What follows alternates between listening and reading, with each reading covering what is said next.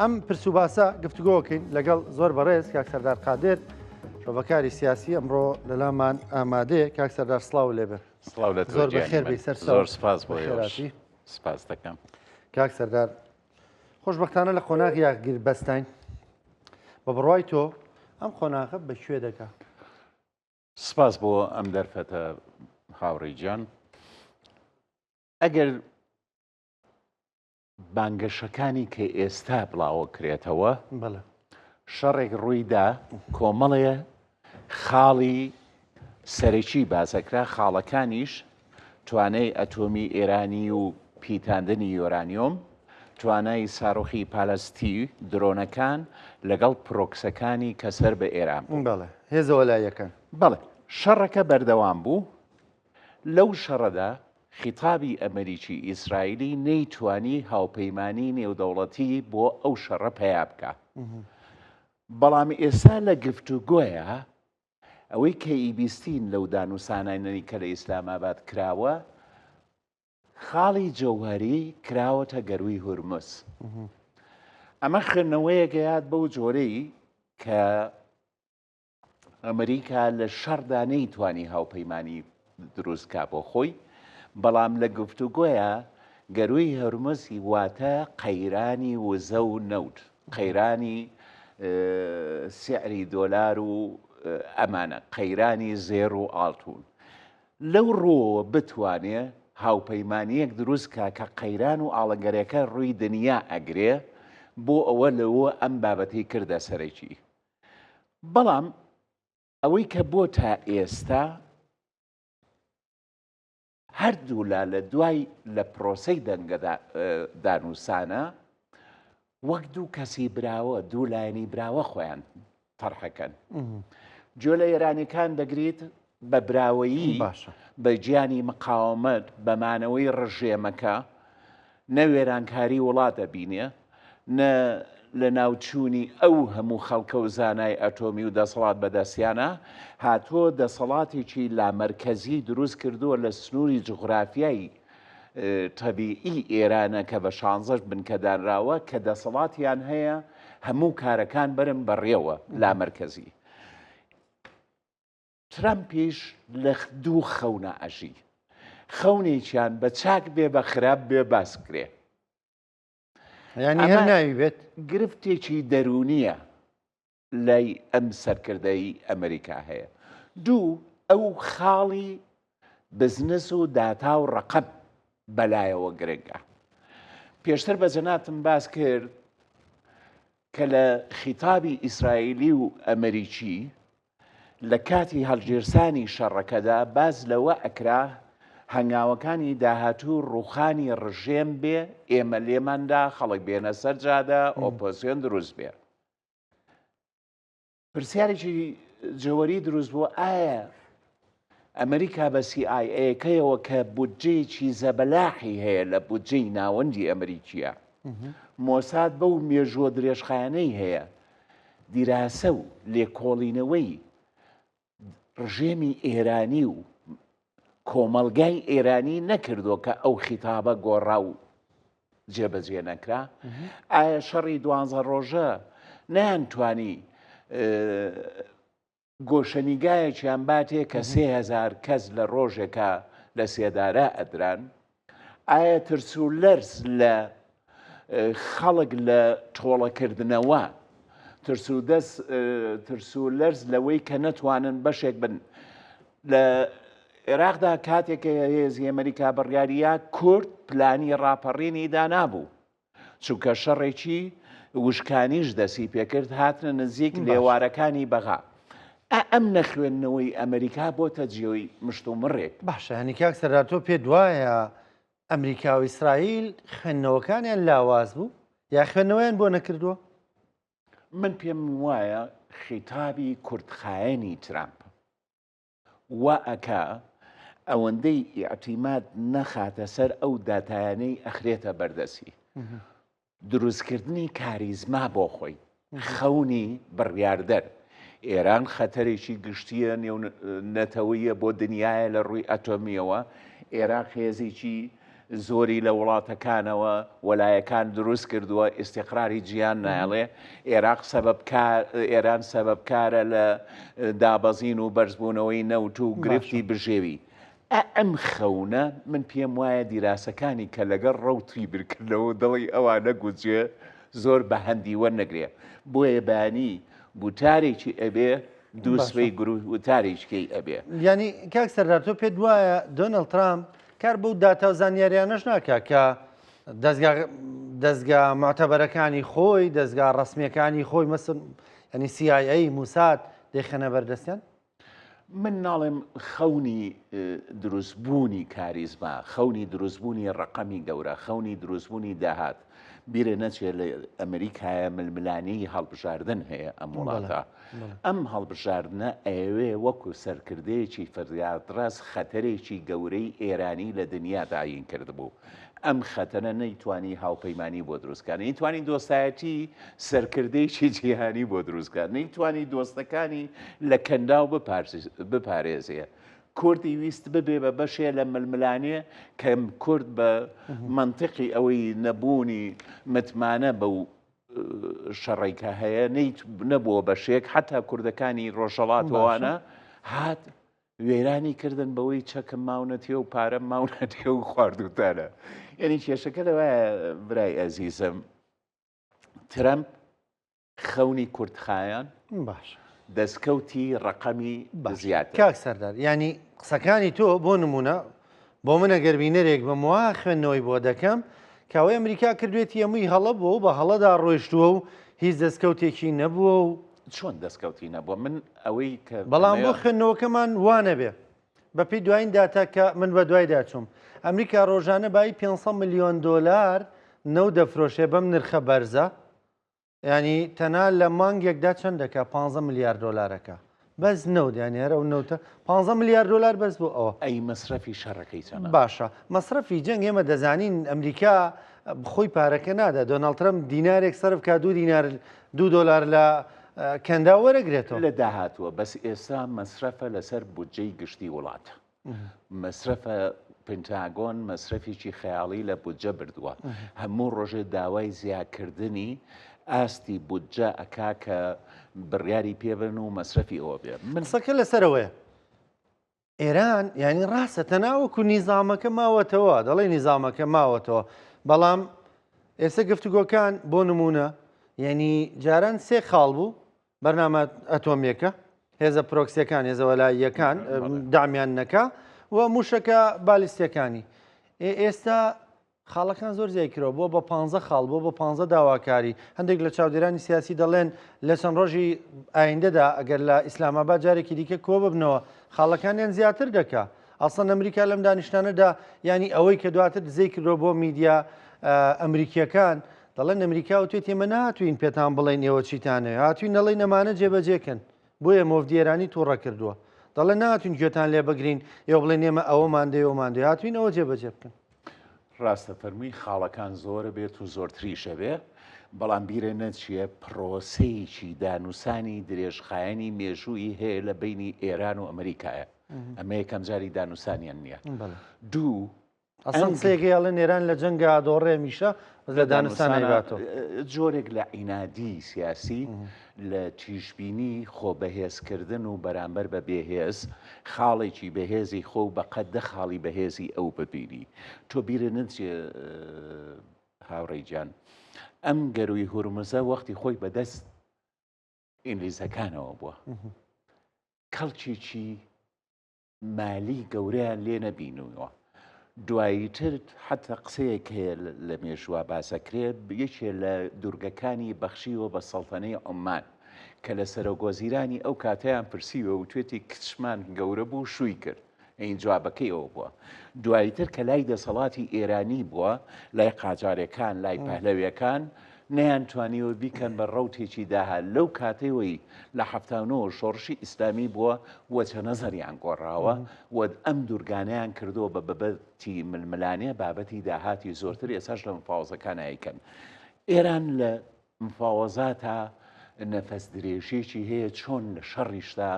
لە بەرنامەی پێشوا بوتم ئەوان شەڕی درێژخایەنەکەن ئەمریکا و ئیسرائیل شەڕی کوردخایەنەکەن ئەمە جۆرێکە لەو ململانەیە بەڵام ئەوەی دواهاتووتر لەم ناوچەیە چی ڕوئەیە ئەم هێزە پرۆکسیانە وەکو جەنابە داگاداری لە لوبناان مفاوەزهاتی دانووسانی ئەمریکا ئیسرائیل لوبناان کرا بڕیارێکی جەوەریان هەیە چەککردنی حیزبوڵڵا و دوورخستنەوەی لە دەسەڵات بەڵام تا ئێستا ئێران بە دوورگەیەکی خۆی و بە تەسریحێکی هەیە ئەمڕۆ ئەڵێ هەموو قوربانیەکانمان لە ژێر پێڵاوی حیزبوڵڵایە یعنی بەم جۆرە ئیشی لەسەرەکەنەوە حوسیەکانی ڕائابادە کردووە ئەگەر گەروی هورمز لە لایەکەوە بگرێت دوایی لەم لاشەوە بابلمەندە بگرێ ئەمە گەورەیە قەیرانێکی گەورەتری فرۆشتنی نەوت دروستە بێ باشە کاک سەردار ینی پێدوانی ئێستا گەروی هورمز خەریکا بێتە ینی یارەکە پێچەوە نابێتەوە خەریکا بێتە بەڵا بۆ ئێران خۆی ئەوەی ئەمریکا کردی دەڵێ ئەوە نەما کەشتی ڕەت بێ و 2 میلیۆن دلاری لێ وەربگرن سوپای پاسداران ئەسڵان ئیتر هیچ کەشتیەک نابێت بە هەرومزا تێپەڕێ یان بۆ هەمووان یان بۆ هیچ کەس ئێران زەرمەندی یەکەمە لەمەیە نەوتەکەی ناتوانێت بفرۆشێ ئیتر حیساری تەواوی دەکەوێتە سەریانی ناتوانێت بازرگە هیچ شتێکی نامێنێ ئەوە زەرەری شەڕە جەنابەت ڕازە بەرمووی بەڵام خیتابەکەی ئەمریکا ناڵێ بۆ هەمووان ئەوەی کە خوێنیتەوە ئەڵێ پێکەوە ئیدارەی بین یعنی پێکەوە داهاتمان هەبێ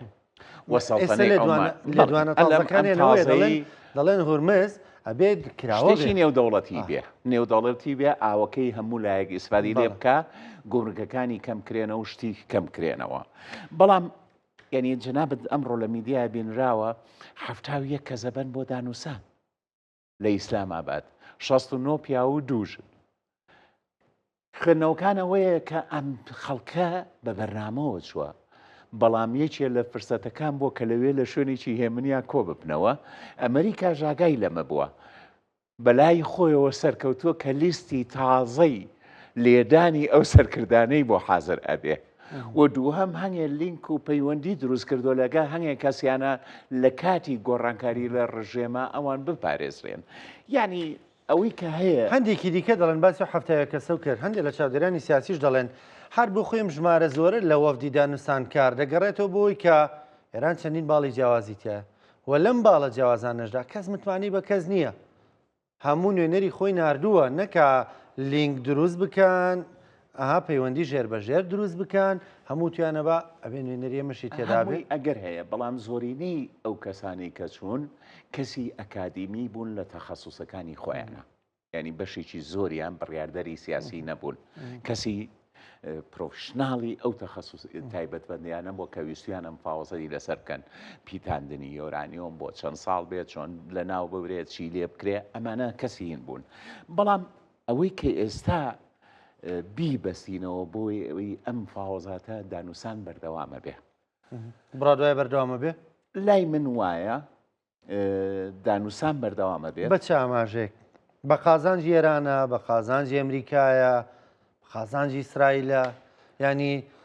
پێدراوەکان چین کاڵە دانووسان بەردەوامە بێ بەپی ئەو زانیاریانەی کە بڵاوە بێتەوە ئابلۆقەی گەروی هورمز بەردەوامە بێ تا بتوانێ هاوپەیماندێت هیچی نێودەوڵەتی پێپەیە ئەمریکا دوو دانووسانەکان ئیسرائیل ئەوە لوبنانی تەخت کردووەوە سووریای نەماوە تا سنوورەکان ئاسمانی هەموو ئێران و ئەم منتیقەیە لە ژێر دەسەڵاتی خۆیانایە زەربەیەکی گەورەیان لە توانای ساڕۆخی پالستی و درۆنەکاندا و حەجمەکانیان نەماوە هەمیشە هەڕەشە و گڕوشەی لێدانی کارەبا و سنتەرەکانی وزە ئەکرێ ئەم دانووسانە فریداڕەسە بۆ ئێرانیەکان کە بەو وەسعەوە بمێنن سیستەمەکە نەگۆڕێ ئەمە لایەکیان لایەکێکیان ئەمریکا هەڕەشەکانی خۆی بەردەوامە بێ وەکو باسمان کرد ئێران پشوو درێژێکە لە شەڕوم پاوەزاتە بەڵام کێشەکە لە ترامپایە بڕیاری خێرا کێشا شەڕی ئێران نەگەیشتۆتە کەنارێکی ئەمن و دانووسان تەواو نەبووە یا شەڕ تەواو نەبووە باس لە لێدانی کوبا کات جوغرافیایکە هەڵەبژێرێ ئەم جۆرە سیاستکردنە چێ قوربانیەکەیەتی ئێمە گەرجەنا بزانیەوە دانووسانە کەچی دوێنێ لە سوورداش و لە کۆیە و لە منطقی خەلیفانە درێ لە سوورداش و کۆیە بەداخەوە کەوتنە خوارەوە و قوربانی و شەهید هەیە لە خەلیفان نزیکیانەوە لە هێزە ئەمریکیەکان خستیانە خوارەوە یعنی کورد لە کاتی شەڕە هەر قوربانیە لە کاتی دانووسانی شار قوربانیە خوا بکە لە دوای شەڕ و ڕێکەوتنا نەبێتە قوربانی جا ئەمە ینی ئازایەتی پێدەوترێ هێزە پرۆکسیەکانی ئێران جارجارە درۆنێک بنێن بە خەڵکی بێتاوان و بێ پشت و پەنای کوردەوە ئەوە ئیسرائیل دەیان کوتێ ئیسرائیل لێیان دەدا ئەنجا ینی دەمەوێت لەسەر نقطەی دانووسانەکە بەردەوام بین کاک سەردار ینی ئەمە ڕێگە ئەوە نییە کە ئیسرائیل دەیەوێت قۆناغی دانووستان ئاگربەست شەڕ ئاگربەست دانیشتن یعنی قۆناغێکە تێیدا ئێرانیەکان ناتوانن نەفەس بدەن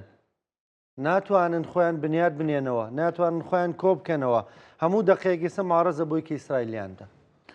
ئەو ترسە ئەو دێوجامەی ترسە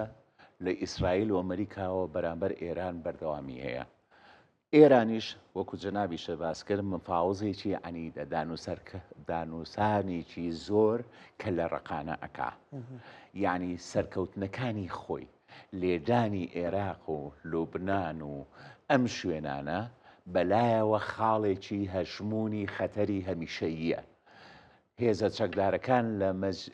چوارچێوەی هەمانجی ئیتاری تەنسیخی تەواجودیان هەیە ئێستا دەنگیان هەیە لەوەی ڕێزوزرای داهاتوو چێبێ بۆیە ئەم خەتەرانە بەڕای من ئێران ئەوێ بەردەوامی دانووسان هەبێ لە شتێکی دەستکەوێ دوو خاڵ جەوهریە بووە و خاڵێکیان کە ئەم سیستەمی حکومڕانیە نەگۆڕێ خۆیان بن خاڵێکی کە ویلایەتی فەقێ لەوێ بەردەوام بێ خاڵی سێیەم ئەو عودانەی کەیراوە گەلانی ئێران ببن بە بەشێک لە سیستەمی سیاسی جیهانی و قەیرانەکانی لەسەر لابرێت و ئیعمار بکرێ ئاوەدام بکرێتەوە و چاکسازی بکرێ ئەمانە خەونی ئەم دەسەڵاتن بەم عەقڵیەتەوە ئیسرائیل ڕێگە بەوە دەدا یعنی بۆ نارم عەقڵیەتە دوژمن کارانەیە بڵێ مەرگ بەر ئیسرائیل مەرگ بەر ئەمریکا و لەولاشەوە وڵاتەکە بنیاد بنێرێتەوە و گەشتە سەند و زانیارەکان جنابەت زۆر لە من باشتر ئاگاداری کە میدیاکاریی ئێرن لە دانەسانەکانیانە ئەم خیتابیان نییە ترام خۆی ناڵێ ئەوەی بە میدیاکانی ئەڵێن زۆر جیاوازە ئەوەی لە مێزی گفتوگۆ باسیەکەن ئەوەی خاڵەکانی کەیدەن بە ئێمە ئەوەی لە گفتوگوۆیە ئەمە زیرەکیەکە ینی شەرم ناکە لە مێزی گفتوگوۆیە چی وتووە لە میدیاکارەکە و بۆ خەڵکەکەی ئێرانەکان ئەم جۆرە شەرم نەکردنە نەفسێکی یاونەتێ سەرکەوتن بە هی خۆی ئەزانێ بەڵامەوەی کە من ویستم بچمە سەری هاوڕێیجان چێ لە کوردستان ئەوە وەزعمانە بەڵامی ئێستا کێشەکە بۆ عێراقی داهاتووە عێراق کە کاتێک شیعە گەرایی بەرەو بێهێزی ئەڕوا دەسەڵاتی ئەوان کەمتر ئەبێتەوە من لەگەڵ ڕاشم لەگەڵەوە بۆ کە سیاسەتی داهاتووی عێراق و لە تەشکیلەی ئەم کابینەیە سیاسەتی تەوافق دروستە بێتەوە کورد سونە شیعە ینی ئەو هەژمونی دەسەڵاتی شیعەی زۆرایەتیە کەمە بێتەوە تەوافق دروستە بێت خاڵێکیان قسەیەکی زۆر هەمیشەیی ناودار هەیە قەیرانەکان و ئاڵنگارەکانی شەڕ دوای شەڕ دەرەکەوێت لە عێراقیشا قەیرانی نەوت و دارایی زۆر دروستە بێ ئەو نەوتەی کە هەیەی هەر بۆ زانیاری جەنابەت تەسەور کە چەند ساڵە نەوت ئەفرۆشرێ لە بەسڕەوە و لە ڕێگەی هەرێمی کوردستانەوە و ئەو بۆرێکی تورکیا یەک ئستۆڵی فرۆشتنی نییە عێراق یعنی هەموو کاشتیەکان بەکرێ ئەگرێ کە کۆستی بەرمیلێک ئەوەی زانیارەکان باسیەکە لە بەرمیلێک دۆلارێکەیە بۆ ئەو شوێنانی کە نزیکن بۆ ئەمریکا 3 بۆ 5 دۆلارە یعنی بزانە چەند قورساییەکی گەورەی هەیە عێراق لەوەی کە نەوتەکانی بەکرێ ئەیە یعنی کێشەکە لەوایە کری کەشتیەکان کری گەیاندن هەمووی لە بۆجێ لە قەیرانی ئابووری بۆ عێراق دروست کردووە بۆرم ناگەر کەشتیەک ملیۆنێ بەرمیل نەوت ببە ئەبێ ملیۆنێ دۆلار بدە حەقی گیان نەکەی لە زیاتی بگەڕێتەوە بۆ خۆی ئەگەر خۆی 50 کەشتیە بواە 20 کەشتیە بواە مەسەلا ئەمە هیچێکە لە گرفتە دارایەکان کە ڕوو بەڕووی ناردنەدەرەوەی نەوتی بۆ دروست بووە یەکێکە لە گرفتەکانی هەموو پاڵاوگەکانی عێراق کۆنە توانای منتوزی مشتەقات نەوتەکە ئەفرۆشن بەشێکی نرم بۆ ئێران بە دەقاتی نرخ بەنزین و ئەمانیان لێکردنەوە ئەمە هیچەکە لەو گرفتانەی کە لە استراتیژی بنیادنانی ئابووری عێراقا کابینەیەک لە دوایەکەکان وەکو تەلەبەیەکی جۆڕایەڵی وابەستەی ئێران وشکبوونی ئابووری دروست کردووە یەکێکە 144 مادەی دەستوری هەیە هەموو مادەیەکی دەستوری کە ئەکرێتە بواری جێبەجێکردنەوە ئەبێ قانونی پێ دەرکرێت لە پەرلەمانی عێراقا لە ئەنجومەنی نوێنەرانە تۆ تەسەوڕەکەی هاوڕێیجان تا ئێستا محکەمەی فیدراڵی قانونی بۆ دەرنەکراوە حەشتی شەعبی قانونی بۆ دەرنەکراوە ئێستا لە گفتوگۆی ئەویان بە قانون ئینیکەن کێشەکەیەک وایە تەمەنی فالەفەیازە و لەبەرەوە باسکرا تازار دەرناکرێت ئەنجا یعنی کاری دامەزراوەی دروست نەبوو لە وڵاتی ئێمەیە گرفتەکانی نێوان هەرێم و بەغدا دروست نەبووە بەپی دوایین داتا دەڵێ زۆرترین زیانمەندی ئەم جەنگاد و وڵاتن بە پلەی یەکەم عێراق بە پلەی دوم قەتەر تا ئێستا ڕاستە بەڵام قەتەر دەتوانێت خۆی بنیاد بنێتەوە قەتەر بیرە نەچێت لەو کاتەیە کە ئابلۆقەیان خستە سەر توانی بە گاوداری بە شیر فرۆشتن خۆی دروست کاتەوە بە کڕینی یانە وەرزشەکان دنیایەکی دروست کردەوە کێشەکەی ئێمە ئەم عێراقی داهاتوە ئێستا ئەمڕۆ مالیشی علانی کردووە من ئەگەر ئیسحاب کەمە بێ چوارچێوەی هەمانجی دەنگی لەسەر بم کە من ئیسحاب کەم و ئەبێ سۆدانیش ئینسیحاب کە و ڕێزدار عەبادیش نەبێ یەکیش کەش من کاندیدی کەم بەم ئەقڵیەتەوە ئەو هەموو کیلۆمەتری شەڕەت هەیە ئەم هەموو کێشە داراییت هەیە پێش هەفتەیە 2 هەفتە ئاڵتونی فرۆشت لە مەخزوونی ئیحتیاتی عێراق 3 وڵات تا ئێستا ئاڵتونی فرۆشتووە تورکیا عێراق سین فرۆشتێتی بۆ مامەڵە ئێستا لە هەفتەی پێشەوە دەستی کردوێتەوە بە کڕی من ببوورە لەوانەیە زۆر شارەزای جەوی عێراق نەم بەزەوەی کە ئێستا ئەو زانیارانە خوێنیتەوە بەڕاستی ڕوویەکی پرشنگدار نییە عێراق داهاتوویەکی مستەقیڕە بۆت یا سیاسەتکردن لەگەڵ عێراق ماڵی شیعە بەو دەردەچووە ماڵی کورد بەو دەردە دەرچووە ماڵی کورد بەوە دەرچووە وێرانە حکوومەت دروست نەکراوە پەرلەمانی کوردستان ئاکتیڤ نەکراوە حکوومەتی کاتیان دروست نەکردووە حکوومەتی تەواریان دروست نەکردو ئەو وەسعکەمانە ماڵی شیعە بەو دەچووە ماڵی سوننە توانیوێتی جۆرێک کۆدەنجی لەسەر حەلبوسی بەڵام بە دۆستایەتی وڵاتە ئیقلیمیەکان جۆرێک لاوپەیمانەتیش دروست بووە یانی ڕەنگە بتوانێت بۆ سەرۆکوەزیرانی ژۆ قۆناغە تێپەڕێنێ وەکو چۆن لە پرۆسی سەرۆکۆمارە بینیمان